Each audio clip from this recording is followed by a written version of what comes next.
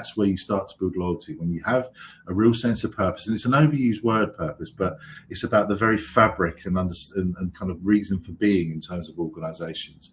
We've worked with a lot of organizations over the years to help identify what the true purpose of the organization is, so that people can focus their attention against it. And I think Patagonia is a fantastic example. Being brave, again, putting ads out, don't buy this jacket. It's got a sense of edge, it's got a sense of purpose and a drive to it that people think, Joe, there's something about this organization that I really like. And people are loyal to the brand, and people are loyal to working for them because of what they stand for. So when you do start to build those experiences, you're building something of real value. You're building something that's really powerful. Let's take Apple, for example. They tell great stories. They're a hardware business, but their brands create feelings that are way more exciting.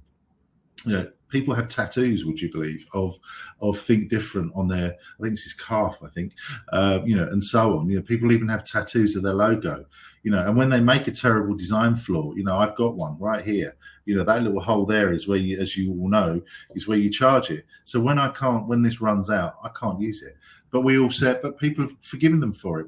We forgave them because we were like, all right, well, I need to stop working anyway. And it's because of the aesthetics, it's because of our appreciation of what the brand stood for. And Steve Jobs was fantastic at this. He created emotion around a hardware business. When he built the iPod, when they built the iPod, he didn't try and compare it against other MP3 players. He didn't try and say this technology is better than that technology. He went for his own space. He went for an emotive space, and he simply held it in the air like that and said, 1,000 songs in your pocket.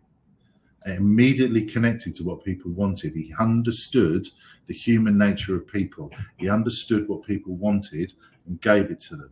There were lots of arguments about whether it should be a closed technology system or open technology system, and it remained a closed box for many, many years.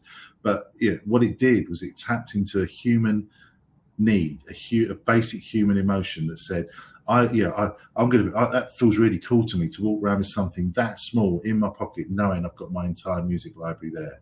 And that's that simple just thing of holding it in the air, making people feel good. And it talked their language. It didn't talk anybody else's language. It talked to people. It showed them through graphic illustrations like this of how that brand will make you feel. It made you feel edgy. It made you feel like you were contemporary. It made you feel really important, and made you feel like this was made for you, because it's your 1,000 songs in your pocket, not anybody else's, yours.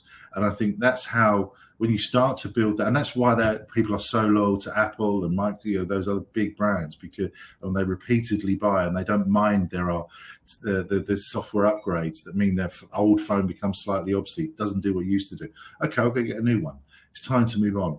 They built brand loyalty because they built bonds, because they thought about the experience of their brand and the experience of their products. And that's exactly the same when we're thinking about it from an employer brand and creative perspective.